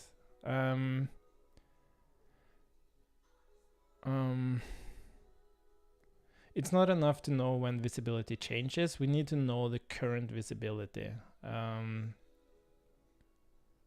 So that basically means, but we that's the thing. Like, we can already subscribe to visibility changes. I can also expose having the current visibility, but those two aren't connected. We also need like a hook, like use visibility, to get like an updated value for visibility. So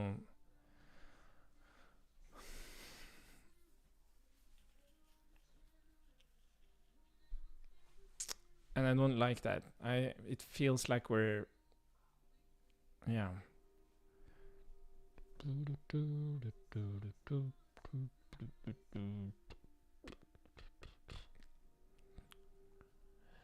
Yeah, it's kind of like what we made. Yeah.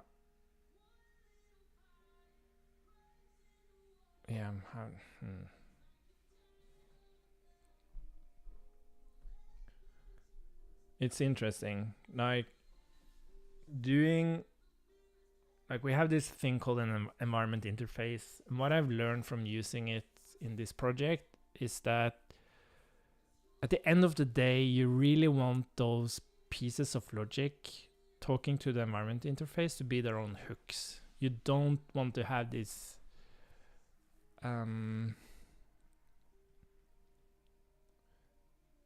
so for example, for visibility, you really just want a hook for visibility. But at the same time, you want to put the implementation details of that hook behind an interface so that you can more easily test visibility changes. So that's a tricky thing. So currently we do not really have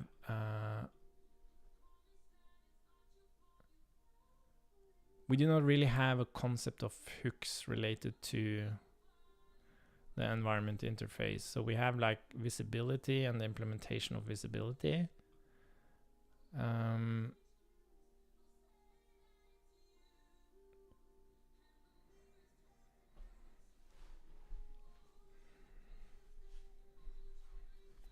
It's almost like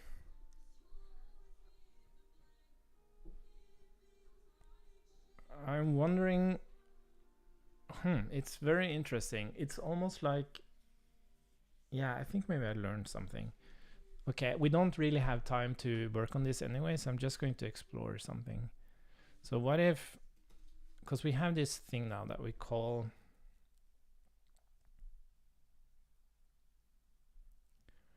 we have create context.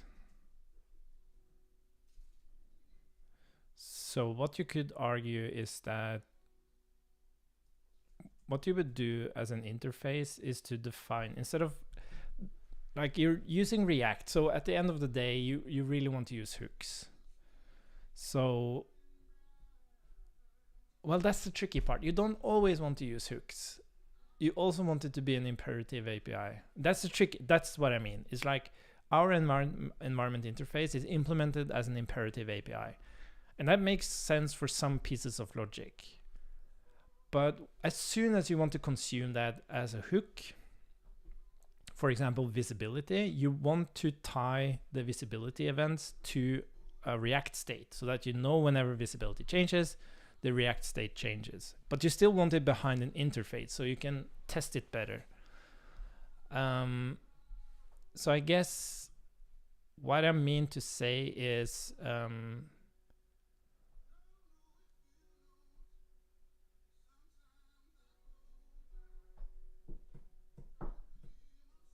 there's definitely room for having hooks.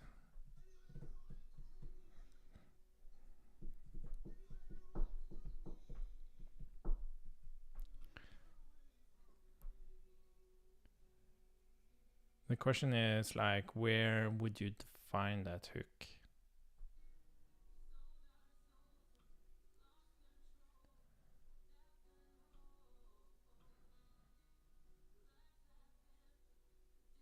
Yeah, we already do this to some extent. Yeah. Okay, maybe we even have use visibility. Okay, let's just create it. That's the thing, like it's so hard to organize it. It's not a challenge of what you should implement, it's just organizing everything. That's tricky.